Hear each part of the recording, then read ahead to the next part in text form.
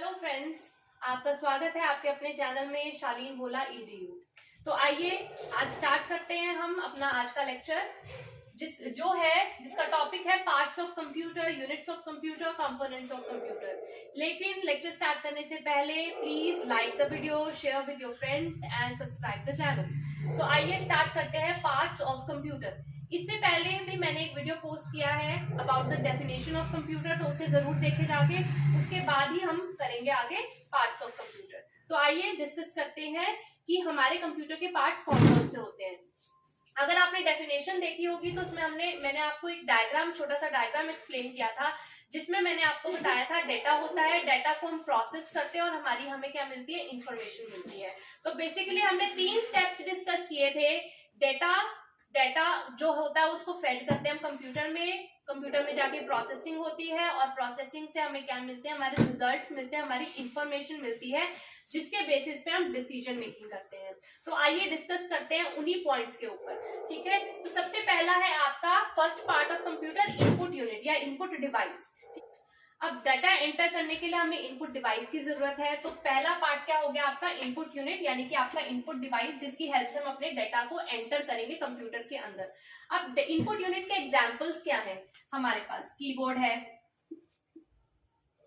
Mouse है, ठीक है, ये एग्जांपल्स हैं। ये अगर आपके पास पार्ट्स ऑफ कंप्यूटर को क्वेश्चन आता है तो आपने इनका कीबोर्ड माउस का एक्सप्लेनेशन नहीं लिखना है। तो कीबोर्ड और माउस आपके एग्जांपल्स हैं। तो इनपुट डिवाइस क्या है, ऐसा डिवाइस जो आपकी मदद करता है कंप्यूटर के अंदर को डेटा को एंटर करने के लिए। तो बेसिकली ये तो पहला पर्पस हो गया इनपुट डिवाइस का कि डेटा एंट्री। अब दूसरा पर्पस क्या है इनपुट डिवाइस का, एक और काम है इनपुट यूनिट का, वो क्या है, हमें पता है कि जो कंप्यूटर है वो 2 बाइनरी लैंग्वेज में काम करता है, यानी वो सिर्फ 2 चीजों को समझता है, 0 को और 1 को, ठीक है। लेकिन हमारी लैंग्वेज जो है वो अलग है, ठीक है, यानी कि हम जो डेटा एंटर करते हैं हम अपनी लैंग्वेज में कर रहे हैं, इंग्लिश में, हिंदी में, या जो भी हमारी लैंग्वेज है। लेकिन कंप्यूटर जो समझता है वो binary language, that is in the form of 0 and 1। तो इनपुट जो डिवाइस है आपका, इनपुट यूनिट, वो एक ट्रांसलेटर का भी काम करता है।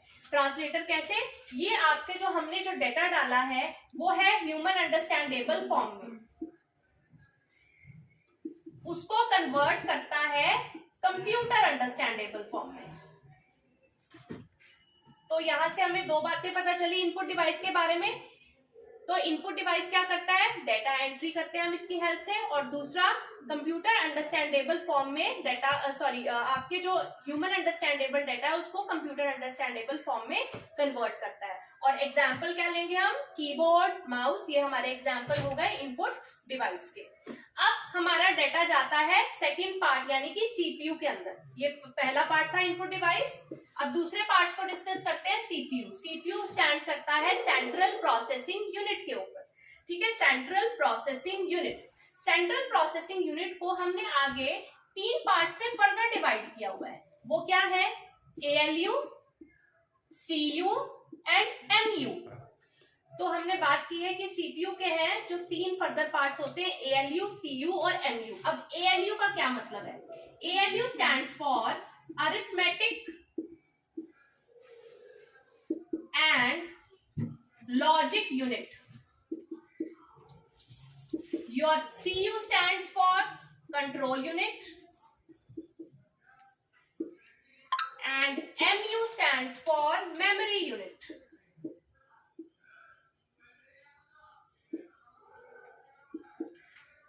तो सीपीयू बेसिकली क्या है, आपका ब्रेन है कंप्यूटर का, ठीक है। और हमने सीपीयू को 3 पार्ट्स में डिवाइड किया हुआ है, ALU, CU और MU में। अब देखिए, अब हमने डेटा को एंटर किया कंप्यूटर के अंदर with the help of N input device. अब वो डेटा कहीं ना कहीं स्टोर तो होगा, उसको कोई जगह तो चाहिए रिसाइड करने के लिए। तो वो जगह उसे कहाँ मिलती है, मेमोरी यूनिट के अंदर, ठीक है। आप कोई भी सामान रखते हैं अपने घर पे तो उसके लिए एक जगह चाहिए हमें उसको रखने के लिए। ऐसे ही जो इनपुट यूनिट के द्वारा जो हम एंटर कर रहे हैं डेटा, उसको एक मेमोरी चाहिए जिसमें वो रह सकता है। अब उसी मेमोरी में आपका डेटा भी रहेगा, आपके रिजल्ट्स भी रहेंगे, और आपका बीच का डेटा जो भी आप कैलकुलेशंस करेंगे सब कुछ कहाँ रहेगा, आपका मेमोरी के अंदर। तो मेमोरी यूनिट है, मेमोरी यूनिट में आपका सारा डेटा रहता है। दूसरा part arithmetic and logic unit. Arithmetic and logic unit में आपकी सारी कैलकुलेशंस परफॉर्म होती हैं। अब देखो यहाँ अरिथमेटिक, लॉजिक, तो 2 ऑपरेशन होते हैं, अरिथमेटिक ऑपरेशंस भी इसमें परफॉर्म होते हैं और लॉजिक ऑपरेशंस भी इसमें परफॉर्म होते हैं। अरिथमेटिक ऑपरेशन जैसे एडिशन, मल्टीप्लिकेशन, डिवीजन, ठीक है, ये सारे आपके अरिथमेटिक ऑपरेशंस है। और लॉजिक ऑपरेशंस में आते हैं आपके comparisons, less than, greater than, equal to, ये कंपैरिजंस किस में आते हैं? लॉजिक ऑपरेशंस में। मैं दोबारा से यहाँ मेंशन कर देती हूँ कि अरिथमेटिक ऑपरेशंस में आपके पास क्या आते हैं? आपके एडिशन, मल्टीप्लिकेशन, डिवीजन, सब्ट्रैक्शन, ये सारे ऑपरेशंस आते हैं। और कंपैरिजन में आपका क्या आता है? Less than, greater than, equal to, not equal to, ये सारे आपका किसमें आते हैं? आपके कंपैरिजन में। तो हमें पता चला कि सीपीयू में एक यूनिट है आपका मेमोरी यूनिट, ये आपका स्टोरेज यूनिट या मेमोरी यूनिट जहां पे आपका सारा डाटा स्टोर होता है। दूसरा है आपका ALU, arithmetic and logic unit, जहां पे सारी कैलकुलेशंस परफॉर्म होती हैं। और तीसरा है आपका कंट्रोल यूनिट, जो बेसिक नर्व सेंटर है आपके सिस्टम का, जो आपका मेन दिमाग है। हमारी पूरी बॉडी को कौन कंट्रोल करता है? हमारी पूरी बॉडी को हमारा दिमाग कंट्रोल करता है। उसी तरीके से जो कंप्यूटर है उसको कौन कंट्रोल करेगा?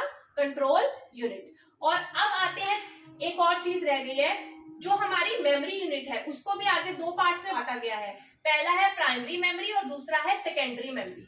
दोनों में फर्क क्या है? प्राइमरी मेमोरी उसकी खुद की मेमोरी होती है कंप्यूटर की, और सेकेंडरी मेमोरी जो है, जो हम एडिशनल बाहर से लगाते हैं, जैसे आप पेन ड्राइव यूज करते हैं या हार्ड डिस्क यूज करते हैं, वो क्या है? आपकी सेकेंडरी मेमोरी है।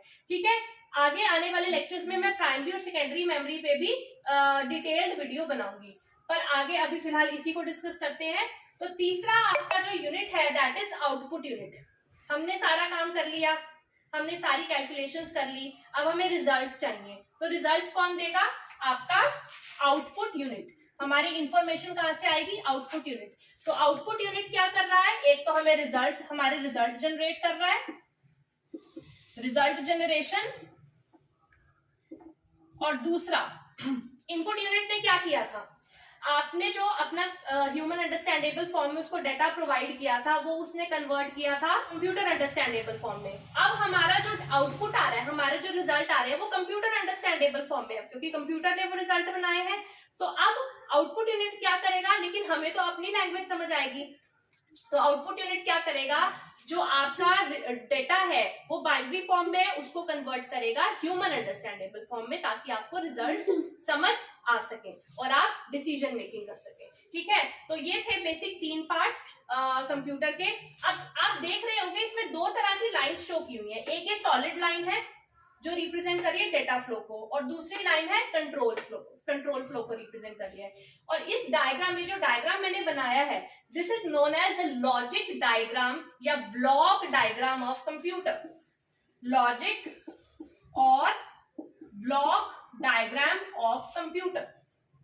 अब देखिए इस डायग्राम को समझते हैं, डायग्राम बहुत इंपॉर्टेंट है। जब भी आपसे क्वेश्चन पूछा जाएगा that what is the definition of computer and explain the components of computer with its logic और block diagram, you have to make this diagram.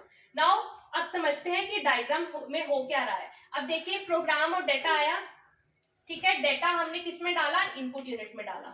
और देखिए सारी सॉलिड लाइंस है, क्योंकि डेटा फ्लो के लिए आपने सॉलिड लाइंस ही यूज करनी है। तो इनपुट यूनिट से डेटा जो है वो सबसे पहले मेमोरी में जाएगा, क्योंकि आपका डेटा कहाँ स्टोर होगा? मेमोरी में। आपका डेटा, आपके रिजल्ट्स और इंटरमीडिएट रिजल्ट्स, यानी कि बीच के रिजल्ट्स। नाउ इंटरमीडिएट रिजल्ट्स क्या होते हैं? जैसे मैं 2 + 4 + 6 कर रही हूँ, ये मेरा डेटा है, मुझे इसका रिजल्ट चाहिए। तो पहले मैं 2 को 4 से ऐड करूंगी तो मेरे पास 6 आएगा, फिर मैं 6 को ऐड करूंगी 6 से। तो ये मेरा क्या है? ये मेरा इंटरमीडिएट रिजल्ट है, ये बीच का रिजल्ट है। तो हमारे सारे, चाहे वो डेटा है, चाहे वो इंटरमीडिएट रिजल्ट है, चाहे वो हमारे फाइनल रिजल्ट है, वो कहाँ स्टोर होंगे? आपके मेमोरी में स्टोर होंगे। तो ये हमारा इनपुट यूनिट से डाटा कहाँ जा रहा है? मेमोरी में। और मेमोरी का जो लिंक है वो आपका सीयू के साथ भी है और एएलयू के साथ भी है। ठीक है, ऐसे ही जब हमारे रिजल्ट्स जो होंगे वो मेमोरी में ही होंगे, वो वहां से आउटपुट यूनिट से जाएंगे और आउटपुट यूनिट से इंफॉर्मेशन मिलेगी। अब कंट्रोल सिग्नल देखिए, कंट्रोल यूनिट क्या है? जैसे हमारा दिमाग हमारी पूरी बॉडी को सिग्नल देता है, वैसे ये जो कंट्रोल यूनिट है ये कंट्रोल सिग्नल रिप्रेजेंट कर रहा है डॉटेड लाइन से। अब कंट्रोल यूनिट जो है उसको हमने इनपुट यूनिट के साथ भी जोड़ के दिखाया है, एएलयू के साथ भी जोड़ा है, मेमोरी के साथ भी जोड़ा है और आउटपुट यूनिट के साथ भी जोड़ा है। तो ये है हमारे कंट्रोल सिग्नल्स जो रिप्रेजेंट कर रहे हैं control unit of the your computer system को। तो ये थी explanation block diagram of computer की, और इसमें हमने सीखा कि हमारे यूनिट्स या कंपोनेंट्स या पार्ट्स ऑफ कंप्यूटर को हम कैसे डिफाइन करते हैं। आई होप आपको वीडियो पसंद आई होगी। प्लीज लाइक करिए। Thank you so much.